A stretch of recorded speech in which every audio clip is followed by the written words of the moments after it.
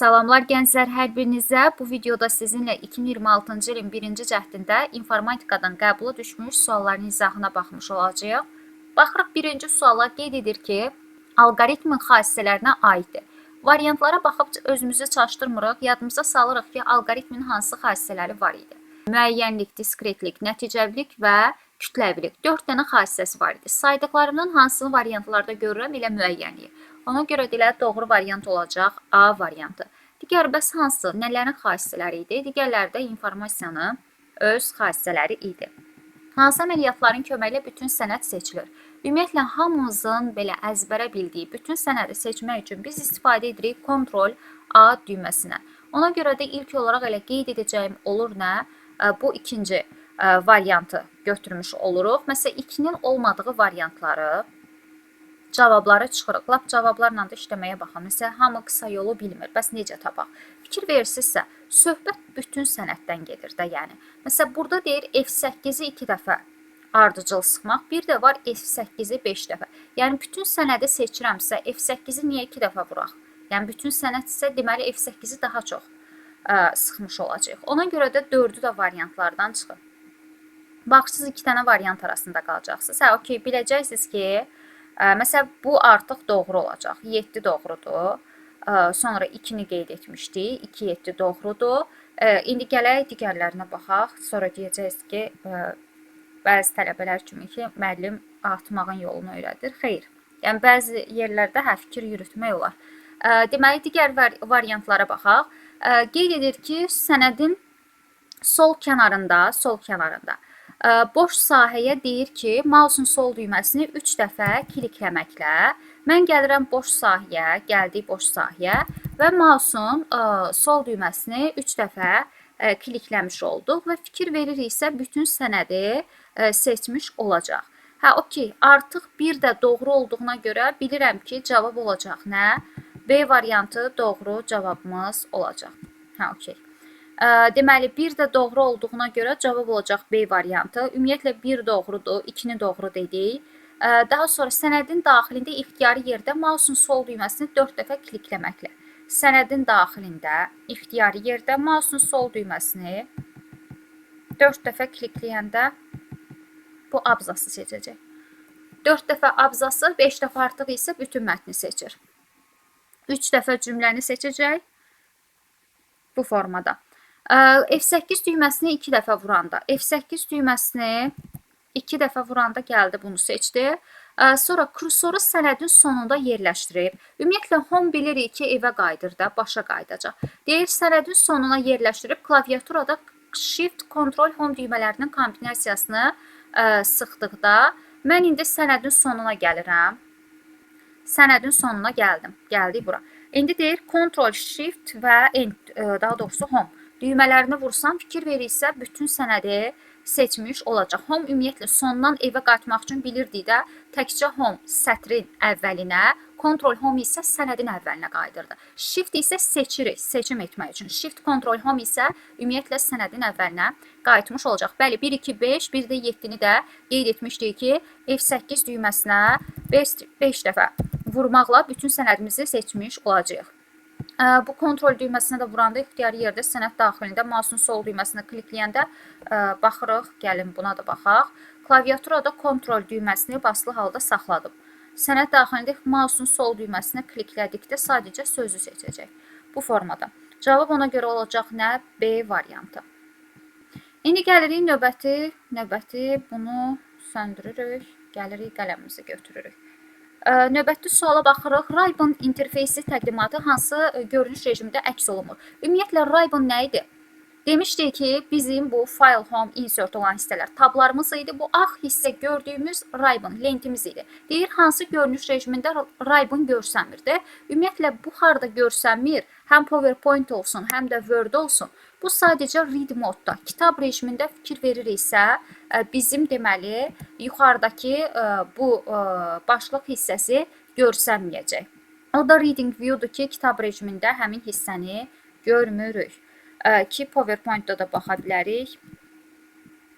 Deməli, fikir veririk, görünüş rejimlərindən reading view-ya qaydanda həmin hissə bizdə görsənmir. Deməli, 24-cü suala baxırıq. Qələmimizi aktiv eləyək. Elə qələm aktiv imiş. Sadəcə mən niyə görmürəm bunu? Bir dənə bunu nazik eləyək. Aha. Deməli, kitab doc faylı dediyi var idi və informasiya nəzəriyyə qovluğuna yerləşdirilir, qeyd edir. Yerləşdirilir. Aha. Daha sonra isə informatika qovluğunda praktika alt qovluğu yaradılır. Həmin fayl yeni yaradılmış qovluqda alt qovluq olaraq daşınır. Deməli, informatika qovluğunda praktika alt qovluğu yaradılır. Deməli, mən belə informatikanın daxilində praktika alt qovluğu yaratmış olacağım. Praktika alt qovluğu yaranmış olacaq. Yəni, informatika adından sonra praktika alt qovluğu yaradı. Bu baş qovluğudur, bu da alt qovluğu olacaq. Bu da C diskimiz idi. Daha sonra deyir ki, həmin fayl yeni yaradılmış alt qovluğa daşınır. Aha, bundan sonra həmin faylın tam adı necə olacaq? Deməli, bu fayl, ən sonda da bilirik ki, faylın adı qeyd edilir. Deməli, C informatika nəzəriyyə qovluğu var idi. İnformatika qovluğunda praktika alt qovluğu yaradılır. Yəni, informatikadan sonra alt qovluq olaraq burada praktika alt qovluğu yaradıldı. Və praktikanın daxilində də həmin bu fayl saxlanılır da, kitab faylı saxlanılmış olacaq. Elə bil ki, nəzəriyyənin yerinə bir dənə praktika sözü gəldi. Gəldi alt qovluğu yarandı və yeni yaradılmış alt qovluğa daşımış oldu. Sonda baxırıq buna uyğun gələn variant nə olacaq? Yəni, bu arada praktika nəzəriyyədən sonra yaranıb, baxırsınız, bu səhvdir. Bu, ümumiyyətlə, nəzəriyyəni verib, amma deyir, praktika yaranıb. İnformatikanın alt qovluğunda yaranıb, baxın, məsələn, burada da yoxdur. İnformatikanın alt qovluğunda praktika yaranmış olur. Fikir veririk, uyğun gələn olacaq nə? D variantı. Deməli, 25-ci suala baxırıq. 25-ci sualda burada cədvəlin bir fraqmenti silinib, bunu gəlib yerinə yazırıq. Deməli, qeyd edir ki, elektron cədvəl fraqmenti verilmişdir və verilmiş cədvələ əsasən deyir ki, diaqram elektron cədvəlin hansı xanalar diapazonuna uyğun gəlmiş olacaqdır. Bu sualı görüb çox adam qorxmuşdu, amma gəlin baxsaq, əslində çox da çətin deyilmiş. Birinci gəlirik, qiymətlərimizi təyin edirik. Deməli, fikir veririk, AA8, üstəgələk AA9 qeyd edir. AA8-imiz neçədir? 18. 18 plus 12 oldu 30. 30-u 3-ə böldük, oldu 10. Daha sonra if-də demişdik ki, şərt ödənirsə yanındakını, ödənmirsə uzaqdakını qaytarırdı. AA8 neçədir? AA8 18. 18 böyükdür AC7-dən. AC7-ni tapdıq ki, 10-dur. 18 ondan böyükdür, hə. Ona görə gəldi, şərtin yanındakını qaytardı, yəni 12-ni. Sonra power üslü qüvvətin tapılmasıydı. AB8-im 20-dir. 20 çıxılsın AA8. AA8-imiz 18-dir. 20 çıxılsın 18, 2. Yəni 2 üstü 3. O da bizdə 8 qiymətini verəcək. Deməli 10, 12, 8-i tapdım. İndi bu qiymətlərə uyğun olaraq diaqramı təyin etməliyik. Özümüzü çətinə salıb bir-bir hesablamırıq. Gəlirsiniz, nə edirsiniz? Bir-bir diaqramlara baxırsınız, variantlara baxırsınız. AA7, AC7 aralığına baxıram. Ortada qoşa nöqtə olduğuna görə diapazondur. Yəni AA7, AC7. Yəni bu aralıqdakı qiymətləri nəzərdə tutur. Fikir verirsinizsə, burada 10-dur, 14-dür, 10-dur. Yəni birinci qiymətdən üçüncü qiymət bir-birinə bərabərdir. Amma mənim diaqramım elə deyil axı. Deməli, belə gedir diaqramımız. 36, 40, 24%. Yəni burada 24 ilə 36 bir-birinə bərabər olmalıydı. Ona görə A variantını çıxırıq. Daha sonra baxıram B variantına. B variantında fikir veririk. AB7, AB7, AB9. Bu hissədən söhbət gedir. AB7, AB9-u gətirib yazıram yerinə. Deməli, 14, 26. Fikir verirsinizsə, məndə bura 20-dir. Bunların cəmi bunu bərabərdir. Fikir verirsiniz, 20, 20-yə bərabərdir. Amma faizlərin cəminə baxın, 36 plus 24 neçələrdir? 50, 60, deməli 60. 60 40-a bərabər deyil axı faiz olaraq. Amma burada 20-ni 20-yə bərabər verib. Deməli, B variantı da yanlışdır. Daha sonra C variantına baxırıq. C variantında AA7, AA9-dur. AA7, AA9-dur. Deməli, 10, 18, bir də 12 ədədlərini verib. Deməli, 10, 18, bir də neçə dedim? 12. Deməli, bunları gətirib yerinə yazsaydım burada, fikir veririk, bu 10-dur. 36 faizini 10 verib, 24 faizini 12 verib. Necə ola bilər? 24 faizi daha çox olmalı. Daha doğrusu, okey. Yox, 24 faizi daha az olmalıdır, yəni 36 faizdən. Burada faiz olaraq uyğun gəlmir, ümumiyyətlə bunu çıxırıq. Qalır D və Y variantları. Gəlin D və Y variantlarına da baxaq. D variantında, daha doğrusu Y variantına baxaq. AA9 və nə deyir? AC9. Yəni buranı nəzərdə tutur. Burada da nə verib? 12, 6, 8. Gətirib bura yazsam 12, 6. Bu səhv oldu elə birincidən baxanda. Niyə görə? Çünki buradakı ən böyük olmalıdır. Bizdə artıq buranı 6 verdiyinə görə bunu da variantlardan çıxanda cavab olacaq nə? D variantı. D variantındakı cavabları yoxlasaq, deməli, D variantında nə uyğun gəlir? AA 8, yəni 18, 20, 12 olmalıdır. Gəlin baxaq. AC 8. Bəli, 18, 20, bir də neçə? Dedik 12. Həqiqətən də fikir verirsinizsə, ortada yazılanların iki məsli elə iki misli faizi ifadə etmiş olacaq. 18, 2, 36, 12, 2'miz 24, 20 vur 2 isə 40% qaytarmış olacaq. Cavab olur D variantı. Yəni burada faizlərdən qorxub deyənlər var idi ki, heç o faiz bizim gördüyümüz məsələ tipləri ilə uyğun deyil, eyni deyildi. Amma baxsaz ki, cavabı heç hesablamadan da doğru cavabı çıxartmaq olurmuş. Deməli, 26-cı suala baxırıq. TCP protokolunun əsas funksiyası nədən ibarət idi? Ümumiyyətlə, TCP protokolu TCP deyək. TCP protokolu əsas baza protokoludur. Belə sual da verə bilərdi. İnformasiya axınına nəzarət etmiş olur. İnformasiyanın, məlumatın təhlükəsiz şəkildə, paketlər şəkildə bölünməsini, məntəqələrə çatdırılmasını təmin etmiş olurdu. Elə ona uyğun gələn variant A variantı olacaq. Digər variantlara da baxsaq. Deməli, bizdə fikir verirsə, qısa məlumatların ötürülməsi və etibarlılığın təmin edilməsi, bu bizdə UDP protokolları olmuş olacaqdır. UDP protokolları, bəli, qısa məlumatlara ötürüləcək, etibarlılığın təmin olunmaması, yəni təhlükəsizlik baxımından daha da yaxşı hesab edilmirdi. Sonra informasiya paketlərinin düzgün ünvanlandırılması, ümumiyyətlə paketlərin son məntəqəyə çatdırılması TCP idi. İnformasiyaların paketlərinin düzgün ünvanlandırılması isə IP protokolları olmuş olacaqdır. Burada da qeyd edir ki, uyğun marşrutlar haqqında şəbəkəyə lazımi məlumatların verilməsinə isə IMA protokolunu aid edə bilərik. CNTP IMA protokollarını, yəni şəbəkənin vəziyyəti haqqında informasiyanın verilməsidir ki, qeyd etdiyimiz kimi CNP, IPMP deməli protokollara aid etmək olur. 27-ci suala baxırıq. Qeyd edir ki, verilənlərin tipi deyil. Ümumiyyətlə, akseslər verilənlərin hansı tipləri var idi?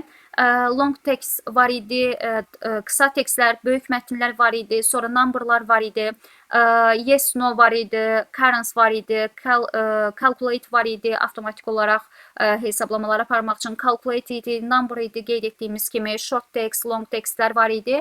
Bunlar bizim verilənlərin tipi idi. Accounting isə bizdə Excel-də bilirik ki, maliyyə hesablamaları, yəni bu valyutaların əlavə edilməsi üçün Excel-də istifadə etmiş olurduq. Hətta buradan deməli access-ə daxil oluruq. Deməli fikir veririksə, verilənlərin hansı tipləri var idisə, burada da qeyd etmişdik. Long text, short text, number, bunlarda söhbət gedirdi. Burada isə həmin qeyd etdiyimiz kimi həmin variantı burada görmürük ki, həmin variant demişdik ki, Excel-də valyuta hesablamalarını qeyd etmək üçün istifadə edilmiş olurdu. Baxırıq 28-ci suala. 28-ci sual alqoritmlə bağlı bir sualdır. Ümumiyyətlə, alqoritm sualından hər zaman bir nəzəri, bir praktiki hissə düşürdü. Sadəcə indi bizim birinci cəhdin qəbulunda sadəcə həm praktiki, həm də nəzəri hissə düşmüşdü. Biraz bu sual çoxunu qorxutmuşdu, amma baxsaq o qədər də çətin sual deyilmiş.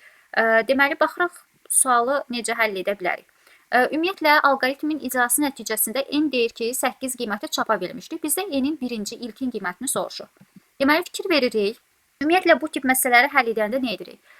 Bizdə alqoritm nə zaman kimi davam edib, onu təyin etməliyik. Bizdə n-in sondakı deyir ki, 8 qiyməti çapa verilmişdir. Fikir veririksə, dövrü proses nə vaxt yoxa gedəcək? A-nın qiyməti 45-ə bərabər olanda və yaxud da 45-dən böyük olduğu halda dövrü prosesin pozulacaq, dayanmış olacaq. Deməli, belə yaza bilərik də, A-nın birinci qiymətini 2 verib. Hər dəfə A-nın qiymətində 3 dəfə qaldırıb, yəni əlavə edib. Gəlirik dövrün sonuncu qiymətindən. Mən məsəl üçün 45 qoyuram. Niyə görə 45 qoydum? Çünki ilk olaraq 45-də pozulur da, 45 45-ə bərabər deyil. Deməli, götürürəm dövrün son qiymətindən, dövrün başlanğıc qiymətini çıxıram və bölürəm nəyə? Addım sayına. Fikir veririk, artma sayına böləcəm. Hər dəfə 3-3 artır. Addım sayı deyirəm, hər dəfə nə qədər artırsa ona bölürəm. 45-dən 2-ni çıxanda 43. 43-ü 3-ə böləndə 43-ə böləndə bizdə düşəcək 14,3. Yəni dövrü sayı biz kəsrlə yox, tam ədəd olaraq götürürük. Ona görə də tapıram ki, dövrüm 15 dəfə, yəni alqoritm 15 dəfə dövr etmişdi. Bunu təyin etmiş oldum. Deməli, bu A-nın qiyməti 15 dəfə dövr etdiyinə görə deyə bilərik də, n də hər dəfə n-in qiyməti, hər dəfə 15 dəfə də onun qiyməti dəyişmişdi. Ona görə də belə yazıram. N çıxılsın, buradan qeyd edirəm, n çıxılsın. Bu da dedik axı 15 dəfə dəyişib, 15 dəfə dövr edib. Yazıram n çıxılsın, n 8 vurulsun dedim 15 dəfə dövr etmişdi. 8 vurulsun 15 və deyirik ki, sonda n hansı qiyməti almışdı? Sonda n 8 qiymətini alıb da şərtdə verir. Yəni mən gəlirəm bu başlanğıc qiyməti təyin etməyə. Onda n nəyə bərabər olacaq? Bu n çıxılsın 120 bərabər olacaq 8-ə. N də bərabər olacaq 128-ə. Yəni 8 plus 20, 120, o da olacaq 128. B variantı. Gördünüz, o qədər də vaxt alan sual deyildi. Deməli, bu sual bircə dəqiqə, suallar qarışıq burada. Bu sual aşağı düşəcək. Düşür bura. Deməli, qeyd edir ki, internetdə host kompüterin domen adı verilənlər bazasının nöqtə-nöqtə modelinə uyğun gəlmiş olacaq 29-cu sualda. Ümumiyyətlə, müəyyən bir iyerarxik quruluş, sənəddir, domendir, fayl adlarıdır. İyerarxik deyirəm elə, cavabı da orada qeyd etmiş oldum. Kompüterlərin verilənlər bazasının müəyyən bir quruluşdur, faylların yoludur, faylların adıdır, yəni bu faylların düzülüşüdür və yaxud da burada hər hansısa bir fayla müraciət hissəsidir, domen adıdır, iyerarxik quruluşa malik olmuş olacaq. Fikir verirsiniz, C diski daxilində həmin faylların ardıcıllığı bizdə qeyd etdiyimiz kimi iyerarxik quruluşa uyğun gəlmiş olacaqdır. Digərləri demişdik, cədvəldir, relyasiyadır, infoloji model qeyd etməmişdik, obyekt yönümlü qeyd etmişdik ki, cədvəllə şəbəkənin qarşılığı idi. Şəbəkə demişdik ki, bu məntiqdəki o dairə fiqurlarına bənzəyirdi. Bir obyekt birindən artıq bir neçə dənə fiqurla əlaqələndirilmiş olurdu bu formada. 30-cu sual deyir ki, mətn prosesorunda sənədə yerləşdirən səll lövhənin səhifədəki mövqeyini hansı lent tabu və lent qruplarından təyin edilmiş olurdu? Ümumiyyətlə, mətn prosesorundakı sənədə yerləşdirən səll lövhə header footerdan söhbət gedir. Deməli, header footeru qeyd edir ki, səhifədəki mövqeyini. Aha, header footerun mövqeyini hardan təyin edirdik? Mən deməli gəlirəm, layout tabına daxil oluram. Burada fikir verir isə, baxıraq layoutun page setup qrupundan mən header footeru təyin etmiş olacağam. Ümumiyyətlə, fikir verir isə tək header footer olmasın. Burada səhifələrin ümumiyyətlə yerləşməsidir, layoutun təyinatıdır. Fikir verir, header footerun təyinatıdır. Buradan gəlib təyin etmiş olacağıq. Daha sonra sadəcə bu sual necə çağrışdırmışdı uşaqları? Insert tabında da məsələn header footeru burada yerləşir də. Səll lövhənin səhifədəki mövqeyini, yerini soruşur. Biz sadəcə mövqeyini deyil, sırf əlavə edilməsini soruşsa, harda yerləşməsini soruşsa insert tabında yerləşir. Amma həmin bunların fikir verirsiniz, səhifə parametrləri ilə bağlı bir şeyləri soruşanda layout tabında yerləşir. Yəni məsəl üçün deyir margin-dən soruşsa, indi gələn səfər margin-i soruşsa, bu məsafələrin təyin edilməsi buradan gəlib təyin edirik. Həm də fayl tabından etmək olur. Sonra orientasiyaların təyinatıdır. Hamısını gəlib burada diagonal pəncərəsindən də etmək olur, dialog pəncərəsindən. Daha sonra yəni cavab oldu nə? C variantı. Daha sonra yerləşməyi soruşsa Y variantını götürmüş olursunuz. Uyğunluğu müəyyən edin deyir bizdə. Burada deyəsən variantları düşməyib, olsun eybi yox. Deməli uyğunluğu müəyyən edək, baxaq görək. Text, logical, statistika. Ümumiyyətlə text mətnlə bağlı funksiyalar idi. Mətnlə bağlı funksiyalar bir dənə baxım görüm. Burada düşməlidir, yəqin ki variantları qeyd etməmişəm. Fikir verirsə, burada variantlar qeyd edilib. Məsələn, text, mətnlə bağlı funksiyalar indi hansılar olacaq? Bilirik ki, right, left, land, bunlar mətnlə bağlı olan funksiyalardır. Yəni, 1-ə, bu C-dir də. Bəli, 1-ə C variantı uyğun gələcək. Daha sonra logical məntiqidir. Məntiqini burada if-i görürəm. Yəni, 2-yə artıq bilirik ki, Y variantı. 1-ə C, 2-yə Y variantı uyğun gələcək. Bəs statistika funksiyaları hansılar idi? Statistika funksiyalarından average var, count if var. Maksimum, minimum funksiyalardır ki, onlar da statistika funksiyalarına aid edilmiş olacaq. Ki, power riyazi funksiyalardır ki, onu da çıxdıq. Bəli, 3-ə də A variantı. 1, deməli, C, 2-yə 3A. 31 oldu, Y variantı. 32-ci suala baxırıq. Aşağıdakı göstərilən lent tabının hansı düyməsinə aid edilmiş olacaqdır? Ümumiyyətlə, bu abzasların əlavə edilməsidir. Biz bu abzasları da hardan əlavə edirdik?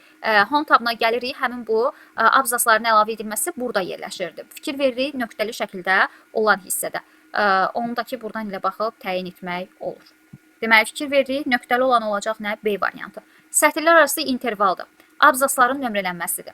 Daha sonra bu konstitusiyada qayda qanunların yazılmasıdır. Daha alt paragrafda abzasların nömrələnməsidir. Bu isə sortlama, filtrləməni qeyd etmiş olacaq. Deməli 33-cü suala baxırıq. Proqram təminatına aid verilənlər bazasının idarə edilmə sistemləri VBS-lər biz bilirik ki, tətbiqi proqram paketinə aiddir. Access-in proqramları da bura aiddir. Biri variantlardan çıxıram.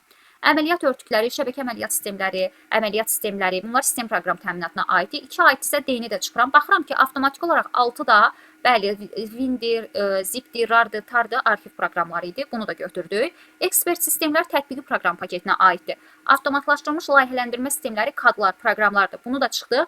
Kompüterin işqaliyyətinin diaqnostikası proqramları, bəli, proqramların yoxlanılması da sistem proqram təminatına aid idi ki, doğru cavab oldu A variantı. 34-cü sual yenə doğru mülahisələri müəyyən edin. Deyir ki, CMOS, RAM, keş yaddaş, video yaddaş, daxili yaddaş qurğularıdır. Bəli, demişdik ki, daxili yaddaş qurğuları var idi, xarici yaddaş qurğuları var idi. Bu saydıqlarımızın hamısı anakartın üzərində də yerləşmiş olurdu. Əməli yaddaşda aktiv proqram və verilənlər müvəqqəti olaraq saxlanılmış olur. Demişdik ki, əməli yaddaş proqramları aktiv saxladığımız müddətdə yaddaşda qalırdı ki, daimi yaddaş deyildi, operativ yaddaşda deyirdik. Bunu doğru götürürük. Bəli, 1-2 doğrudursa, baxırsınız, digər variantları çıxdım. 2 dənə variant arasında qalırsınız. 4-dən 6, yaxşı belə deyək. Streamer məlumatı maqnit lenti üzərində saxlayan yaddaş qurğusudur, deyir bizdə. Ümumiyyətlə, streamer demişdik ki, toy kasetlərimiz idi. Maqnit lentlər var idi də daxilində. Bəli, yaddaş qurğusu idi ki, kasetləri, məlumatları, videoları yaddaşda saxlayırdı. Cavab olurdu elə C variantı. Ümumiyyətlə, səs kartı informasiya daşıyıcısı kimi yox. Məsələn, video kart olsaydı, informasiya daşıyıcısı olaraq məsəl üçün, video kart götürə bilərdik. Konkret olaraq hansı informasiyanı daşıyır? Matrisli printer informasiyanı istilik vasitəsilə kağıza çap etmiş olurdu. Matrisli printerlərdə demişdik ki, indi növləri var idi. Konkret olaraq bunu qeyd etmək məsələn düzgün deyil ki, sırf kağıza çap edirdi. Məsəl üçün iynələr vasitəsilə çəkicə də vuraraq məsəl üçün verilənləri çap edirdi. Yəni bunu məsəl üçün doğru götürmək yanlış olar, ilə variantlardan da çıxanda C variantı doğru qalmış olur. Şəbəkələrlə bağlı növbəti sualdır. Körpü nədir deyir. Körpü demişdik ki, eyni yoldan gedirdik. Marşrutlarda isə müxtəlifdir. Topologiyalar da müxtəlif idi, protokollar da müxtəlif idi. İndi 35-ci sualda baxsaq, bəli, müxtəlif topologiyalı, lakin eyni protokola mənsub olanlar körpülər idi. Baxırıq, müxtəlif topologiyalı və protokollu. MM demişdik ki, marşrutlar idi. Marşrutlaşdırıcılar, rotorlar. Buna çıxdım. Müxtəlif protokollu iki müxtəlif kompüter şəbəkəsi arasında. Bu da yanlışdır. Bəli, müxtəlif topologiyalı, lakin eyni protokollu. Protokollara eyni olmalıdır. Malik 2 və daha çox lokal şəbəkələri birləşdirən körpülər olacaq. Deməli, topologiyaları, müxtəlif protokolları eyni olan körpülər idi. İşçi stansiyaları yoğun koaksil kabelə qoşulan qurğular transiverlər idi. Sonra baxırıq, rotorlar, transiverlər variantlardan da çıxanda elə doğru variant qalır. Deməli, yenə növbəti sual 36-cı sual şəbəkələrlə bağlı sual idi. Hiyerarxik menyu sistemi vasitəsilə mətn fayllarının axtarış xidməti, telekonferans və xəbərlər bloku xidməti, uzaq məsafədə yerləşdirilmiş terminalların emulyasiyası sistemi. Bunu əslində rahat yolun demişdim öz tələbələrimdən. Yəqin ki, bunu səhv yazan yox idi deyə düşünürəm. Qeyd etmişdik ki, terminal sözü gördüksə, telnetlər idi. Uzaq məsafədə yerləşdirilmiş terminallar telnetlərimiz. Demişdik ki, bu milyon aparatları. 3-ə D variantı uyğun gələcək. 3-ə D-nin uyğun getmədiyi variantları çıxırıq. Bir də telekonferans sözü harda gördüksə 100 netlər idi. 2-yə də A variantı uyğun gedir. Yəni 2-yə də A variantının uyğun getmədiyini çıxanda cavab qalacaq nə? Bir dənə dəqiq baxaq. 36-ya. 36. Nəsə variant 2-dən düşüb. Ona görə dedim, nəsə səhv gəlir. Bəli, fikir veririksə, telekonferanslar dedik. Telekonferanslar 100 netlər idi. 2-yə A variantı, 3-ə D. 2-yə A, 3-ə D gedən bir dənə variant yoxdur. 2 dənə variant var. Bura baxırıq, birinə C gedib, birinə Y gedib. Aha. Deyir, hiyerarxik menyu vasitəsilə mətn faylının axtarışını da eləyən qoperlər idi. Birə də C. C-A-D gedəcək. C-A-D. Baxıram, C-A-D. Bura bir dənə B variantı səhv düşüb. Deyirəm, axı, burada nəsə səhvlik var. Burada, bəli, C, A və D variantı uyğun gəlmiş olacaq. Deməli, hiyerarxik menyu vasitəsilə mətn fayllarının axtarışını da həyata keçirən qoperlər olacaq. Fayl axtarışını həyata keçirən qoperlərdir. Belə yadda saxlayın. Deməli, cavab oldu nə? A variantı. Deməli, 37-ci suala baxaq. Qeyd etdiyimiz kimi, File Explorer proqram pəncərəsinin sağ sahəsindəki obyektləri süzgəcləmə tətbiq edilməsi üçün hansı görünüş rejimindən istifadə edilmiş olacaq qeyd edir bizdə. Ümumiyyətlə, burada cavab olacaq Details deməli görünüş rejimi olacaq. İndi biz gəlirik File Explorer-a daxil oluruq, sənədlərimizə daxil olduq. Fikir veririksə, bizdə hal-hazırda bu Details görünüş rejimindədirsə, mən bu Details görünüş rejimində istədiyim burada süzgəcləməni, filtrləməni tətbiq etmiş olacağım həmin ki sənədə. Cavab oldu nə? C variantı. Doğru fayl adlarını müəyyən edin qeyd edir. Ümumiyyətlə biz demişdik ki, fayl və yaxud da sənədləri adlandırarkən bəzi simvollardan istifadə edə bilmirdik. Elə gözümə çarpır, görürəm. Böyükdür, kiçikdir. Sonra demişdik sol, sağ, düz siləş. Sonra ulduz işarəsi idi, ulduz işarəsi idi. Sual işarəsi idi. Bəzən nidanı qarışdırırlar. Xeyr, nida bura aid deyil. Sonra qoşa nöqtədir, dırnaq işarəsidir.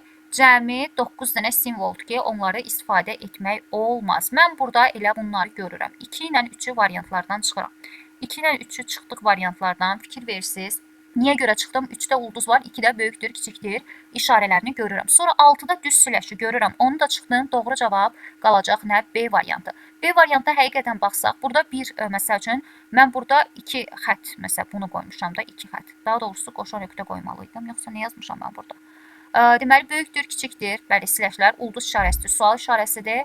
Burada qoşa dırnaq işarəsidir. Qoşa dırnaq işarəsi və qoşa nöqtədir ki, demişdik ki, istifadə etmək olmaz. Burada məsəl üçün tək dırnaq verilir. Bu olar. Sonra 4-dür, belə işarə deməmişdik. Böyükdür, kiçikdir demişdik, belə işarə deməmişdik. 7 də olar. Yəni, bunu da götürdük. Burada qoşa nöqtədir. İstifadə etmək olmur. Onları da çıxanda doğru variant qeyd etdiyimiz kimi B variantı qalacaq. Deməli, təhlükəsizliklə bağlı belə bir sual düşmüşdü. Təhlükəsizlik divarının əsas funksiyası nə olacaq qeyd edir bizdə. Ümumiyyətlə, təhlükəsizliklə bağlı ilk ildiyə şəbəkəni potensial təhlükəli təhdidlərdən qorumaqdan ibarət idi. SSD-ni yeniləmək təhlükəsizlik divarının təmin edilməsi ilə fayfalla bağlı bir funksionallıq deyildi. DNS-lər domen name sistemləri də bizdə. Deyir ki, həmin o DNS ünvanlarını şifrələmək və yaxud da gizlətmək yenə təhlükəsizlik divarı ilə bağlı deyil. Sadəcə bu təhdidlərdən, potensial təhdidlərdən, təhlükəsizliyin təmin edilməsi ilə bağlı potensial təhdidlərdən qorumaqla bağlıdır. Ümumiyyətlə, bu MAC-dır, DNS-dir, IP ünvanlardır. Bunlar bizdə şəbəkə ilə bağlı idi. Elə təhlükəsizlik sözünü görən kimi, məsələn, SSD proqram tətbiqi, daha doğrusu kompüterin texniki təminatına aid. Şəbəkələrdə keçmişdik bunları. Sonra təhdidlər sözün bizə yeni gəlir də, yəni bu təhlükəsizliyə aid idi. İnternet trafikini şifrələmək də müəyyən bir təhlükəsizlik önləmi almaq üçündür. Sadəcə sırf təhlükəsizlik divarının əsas funksionallığına aid edilməyəcək. Doğru cavab olacaq nə? C variantı. 40-cı suala baxırıq. Say sistemləri ilə bağlı bir sualdır. Deməli, qeyd edir ki, 195 onluq say sistemindədir və 16-lıq say sistemində nəyə bərabər olar? Ümumiyyətlə, onluq say sistemindən digər say sistemlərinə keçəndə həmin say sisteminin əsasına bölürdük. Mən 16-lıq say sisteminə keçdiyimə görə 16 ədədinə böləcəm. Deməli, 195-in içərisində 16 düşəcək 12 dəfə. 12 dəfə olacaq 192.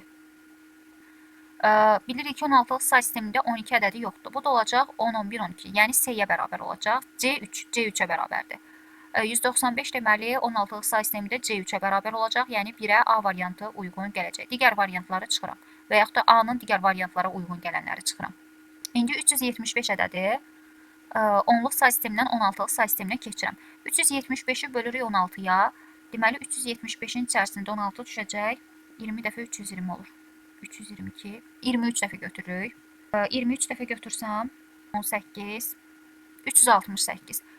Deməli 368 olacaq. O da olacaq, qalığımız 7 olur. Qalıq buradan 7 qalacaq. 23-ü 16-ya bölsəm, 23-ü 16-ya bölsək, burada da bir dəfə qalıq qalır 7. Yəni 1, 7, 7. 1, 7, 7-yə uyğun gələn 16-lıq say sistemində B variantıdır. Yəni 375-ə B variantı. 2-yə də B variantı uyğun gələcək. 1-ə A, 2-yə B, 3-ə baxıram. Elə qoyublar ki, variantları. Biz elə 3-dən də, amma 3-ü məsəl üçün çoxuna Y gedir. Baxaq görə 3-ə Y variantı gedirmi? 442 onluqdan keçməliyik 16-lığa. Deməli, 442 qeyd edirəm. Bölürük 16-ya. 400 neçə dəfə çox olacaq? 30 dəfə 480, 27 dəfə götürürəm. Deməli, 27 dəfə götürəndə düşəcək neçə dəfə? 28 dəfə götürəndə 448 eləyir, səhv eləmirəmsə. Yəni, aşır onu. 442-ni deməli götürsək, 27 dəfə götürəndə 32. Hə, 432. 432 düşəcək. 432 düşdü. Burada qalır 10. Qeyd etdim. Bilirik ki, 10 yoxdur, yəni A götürəcəm. 27-ni də bölürəm 16-ya. Yenə bir dəfə. Hə, elə 1BA olacaq. Bundan da 16-nı çıxanda qalır 11. Yəni tərsinə də oxuyanda 11 bilirik ki, B-dir. Yəni 1BA. 1BA Y olacaq. 3-ə də Y variantı. Yəni 1-ə A, 2-yə B, 3-ə Y variantları elə qoyublar ki, məsələn B-ni tapır adam, baxır ki, 3 variantda da B var. Y-ni tapır, 4 variantda Y var. Yəni bunu o məntiqlə yox, konkret olaraq hesablamaq lazımdır. 40 oldu D variantı. 41-ə baxırıq, deyil ki, diapazonlarında birlikdə neçə xana vardır. Ümumiyyətlə xanaların sayını necə tapırdıq? Deyirik, sətirləri, sütunları təyin edib xanaların sayını tapırdıq. Çünki demişdik ki, sətirlərlə sütunlar kəsişib xanalar yaradır. Sütunlar hərflərimiz idi. Sütunla sətiri qarışdırırlar. Deməli, sətir, roz, rəqəmlə olanlar sətirlər idi. 8-dən 1-i çıxırdıq 7. 7-nin üstünə 1 gəlirdik, olurdu 8. Sətrimizi təyin etdik. Sütunumuzu necə təyin edirdik? Birincidən başlayaraq axırıncı yazılan hərfə kimi özləri də daxil olmaqla sayırdıq. A, B, C, D, Y. Deməli, neçə dənə nəyim var? Sütunum. 3, 4, 5 dənə sütun. 5 dəfə 8 oldu 40. 40 dənəsi burada oldu. Xanamın sayı. Üstə gələk. Gəlirik buradan. F, G, H. 3 dənə sütunum var. Sütunumu 3 dənə tapdım. Sətrim nə qədərdir? 9 çıxılsın 2, 7 plus 1, 8. 24-də bu. 40 plus 24 olacaq 64. Ümumilikdə bizdən xana sayını soruşurdu. 42-ci sual kitabın 43 rahatlı gəlin 43-cü deyək. 3 ölçülü qrafik proqramlar vasitələrinə aid deyil deyir. 3 ölçülü qrafika proqramları hansılar daha doğrusu aid deyil deyir. Adobe Photoshop, Photo Paint'in proqramları idi. Harda demişdik ki, Photo sözü gördüksə, Paint Photo sözü gördüksə, deməli rasterın proqramlarına aid idi. 3 ölçülüyə aid deyil. Bəli, elə biri götürürəm. Daha sonra ZBrush 3 ölçülüyə aiddir. Demişdik ki, belə qəribə adları yadımızda saxlayanda ZBrush 3 ölçülüyə aid idi. Daha sonra Maya demişdik, ən məşhur 3 ölçülü qrafikanın yəni proqramlarından biri Maya idi. 2-3 3 ölçülü qrafikaya aid idi, amma bizdən aid olmayanı soruşur hələ ki. Daha sonra baxırıq, biri dedi 2-3 aiddir. Softmega XSI, AI-lər demişdik, süni intellektlər elə yadımızda saxlamışdıq. Adobe İllustrasiyalar, Corel Draw vektorun idi 5-6. Elə 5 ilə 6-nı da götürürük.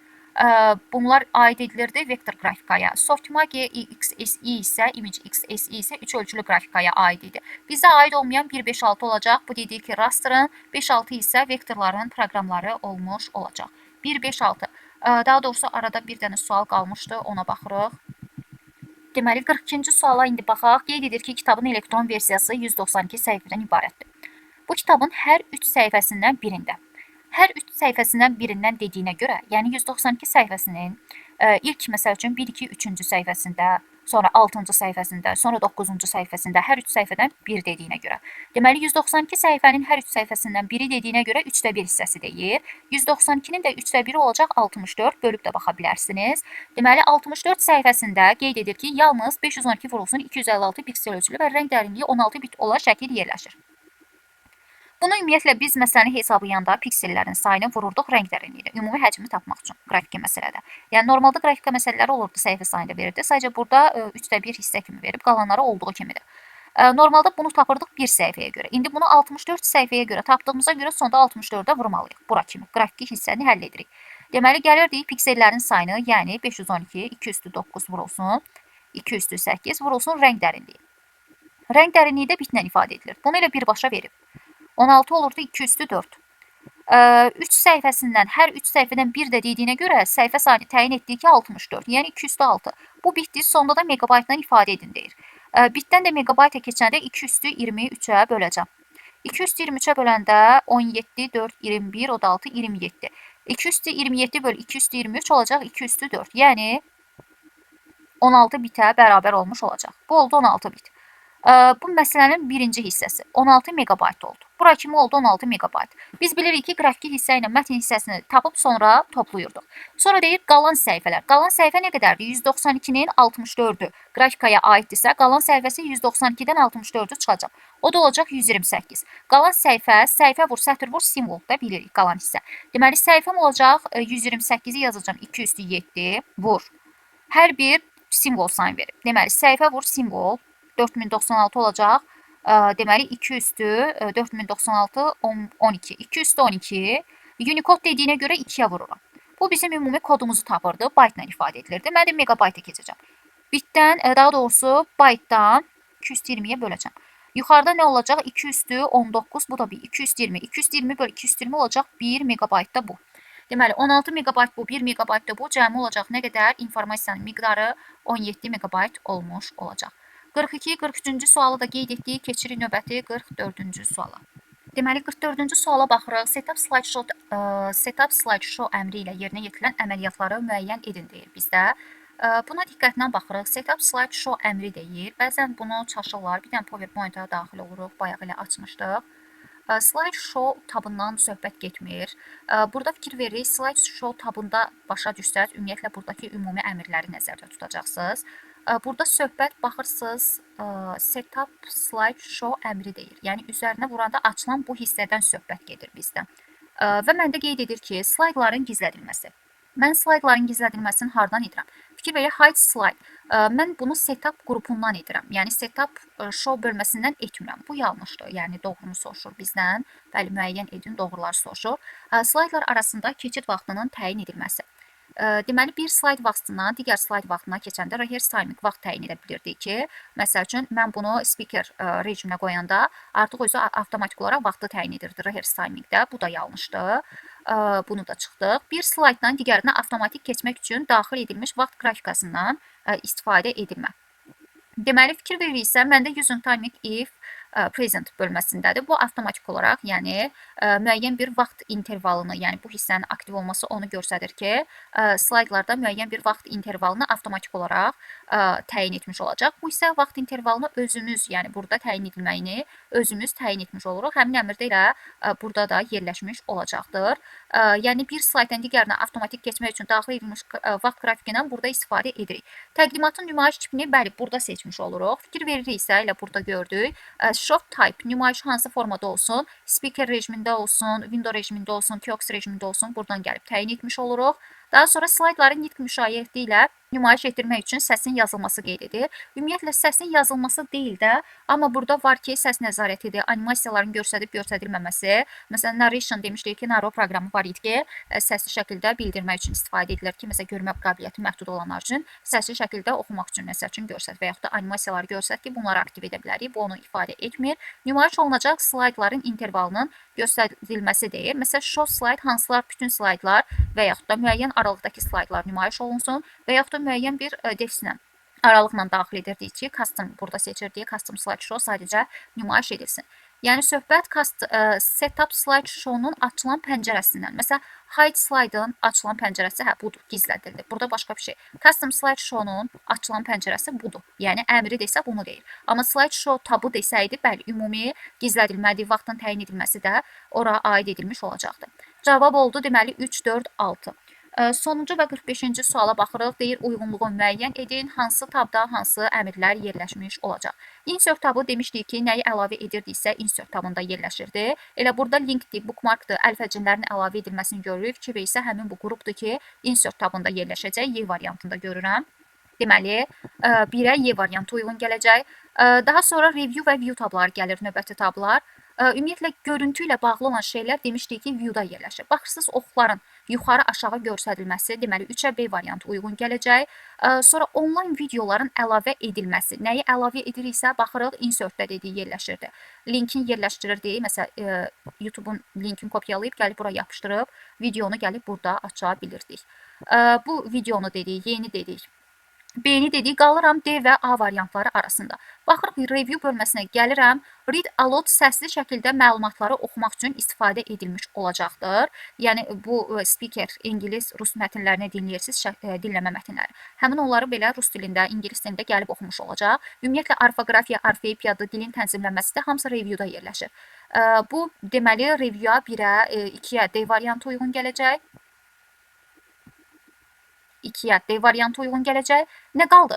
Bir dənə qaldı immersive reader bölməsi. Immersive reader isə bu da görüntü ilə bağlı olan bir rejimdir. Baxırsınız, immersive readerda bir növ mətn üzərində işləmək üçün istifadə edilmiş olacaqdır ki, həmin bu 45-ə də həmin variant, yəni hansına idi bu? 2-yə, daha doğrusu 3-ə. 3-ə də A variantı uyğun gəlmiş olacaq. Onu da qeyd edək. Deməli, 3AB, 2D, 1-ə isə Y və C variantı. Qeyd etdiyim kimi, nə əlavə edilirsə, burada yerləşirdi, ağlımıza nə gəlirsə. Bir dənə mündərcatın əlavə edilməsi referans tabındadır. Qalan nəyə əlavə ediriksə, insertdaydı. Görüntü ilə bağlı olan hər şeylər view tabındadır, ağlımıza nə gəlirsə. Bir dənə window-nu qarışdırmırıq, window-dan da çox qəbul sual düşür. Tərtibat hissəsi, səhifənin tərtibatı ilə bağlı olan şeylər layout tabında yerləşir.